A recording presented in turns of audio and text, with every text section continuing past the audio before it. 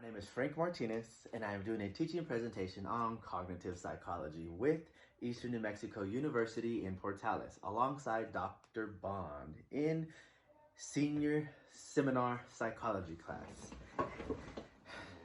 That's my ADHD right here. If you watched my last video, that's what I went on, and this is me right now, my ADHD, kinda.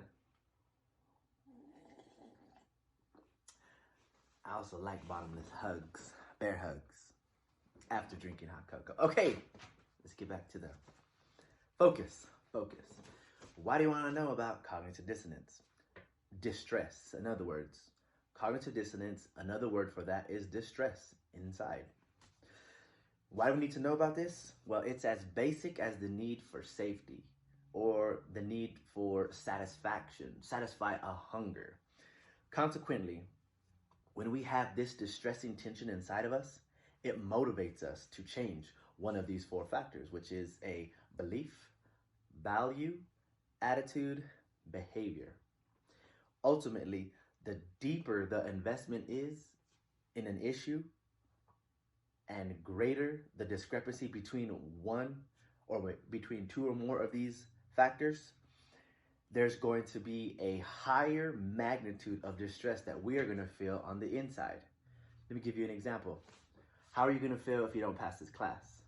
That's distress right there. How are you going to feel if you don't graduate from this school? That's distress right there. You're not going to get that job. You're not going to go on to the graduate program.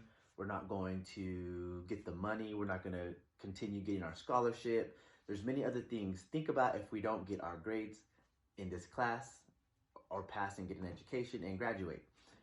That's distressing just thinking about it right now, right? That's cognitive dissonance. That's distress. Now, you can use this with your goals. You can use this with the sense of belonging, whether if you don't have money to pay bills, all this other stuff, it lets you know this is a distressing feeling. But if you get money, if you get or achieve this goal, the distress calms down, or there was no stress and we keep going forward and we achieve our goal and move on to the next one. Is this making sense? Okay, another one, in extreme cases for cognitive dissonance, distress, it's almost like, have you ever been in class? Of course. Have you ever seen a chalkboard, a black chalkboard?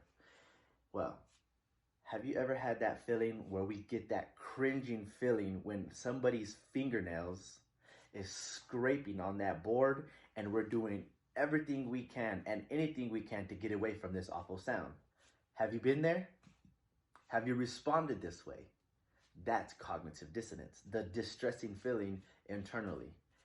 It's no surprise that persuaders will create a cognitive dissonance inside of us in order to change whether a belief, a value, an attitude, and or behavior. Does this make sense? Let me give you an example. There's a college student who went off to school and she messaged her parents or called them and said, "Mom, I'm pregnant, I'm dropping out of high school, and I'm moving in with my boyfriend, blah, blah, blah." And the parents were like, "What? No. So distressing, right?" Well, get this. She says, "I'm just playing, none of it happened, I got a bad grade." They're easier to accept this bad grade because of the distressing idea that they already had internally before. Does this make sense? So that's another way to persuade somebody in how persuaders kind of change the belief on what you're doing. Let me give you some examples also, what we have going on right now in the world today as you're watching this video. Number one, people wear masks because they want to avoid death. They don't wear a mask, distressing feeling. Some people don't wear masks because they want to appreciate and express their freedom. If they don't, they get a distressing feeling inside that they're being suppressed, oppressed. Both sides have equal arguments. Distress, anybody can have it based off of their belief, attitude, value, and behavior. Okay, now our second one, you have a political parties. Say, for instance, you choose Republican and you get accepted by a Republican, but you get that distressing feeling inside sometimes that you're going to be rejected by the Democrats. That's cognitive dissonance. Flip it around.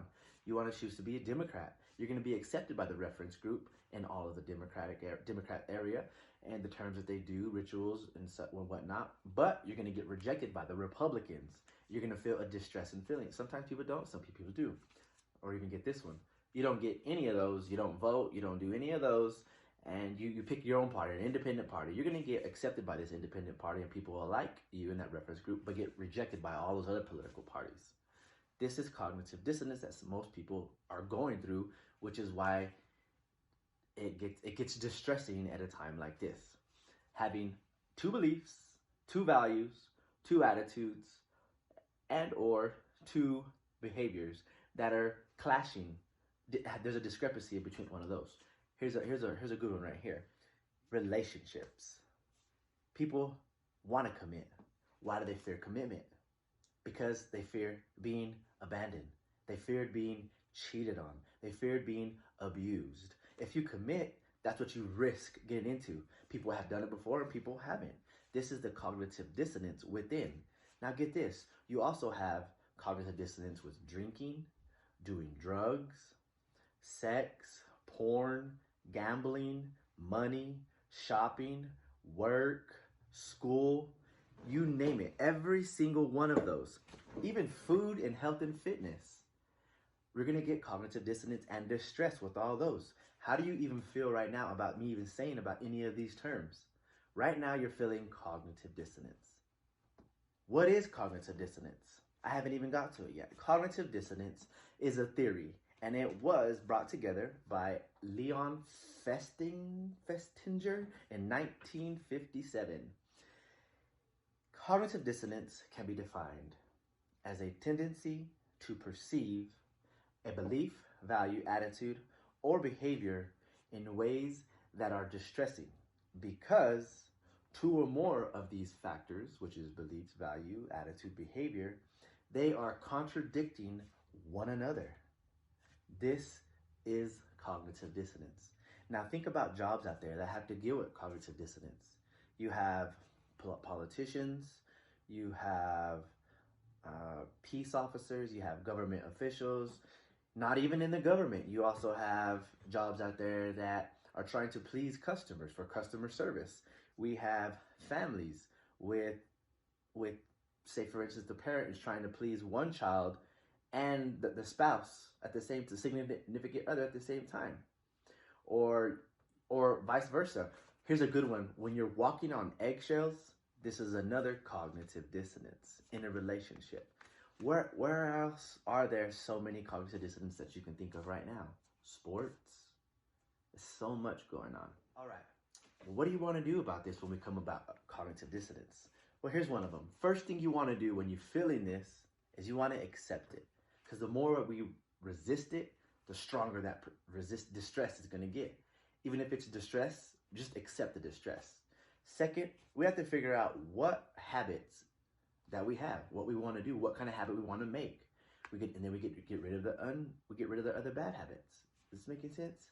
We get rid of an old bad habit to make a good habit. Because if you just get rid of a habit, then it's just going to be there. And then, as I mentioned earlier, cognitive dissonance, you get distressed. The other one, you just kind of figure out what situation you're in. What are the situation you're in? And when you're in this situation, accept it for what it is and ask yourself, what's my creative opportunity in this situation? Once we start doing all of this, we're going to start finding ourselves being more aligned with what's going on in life.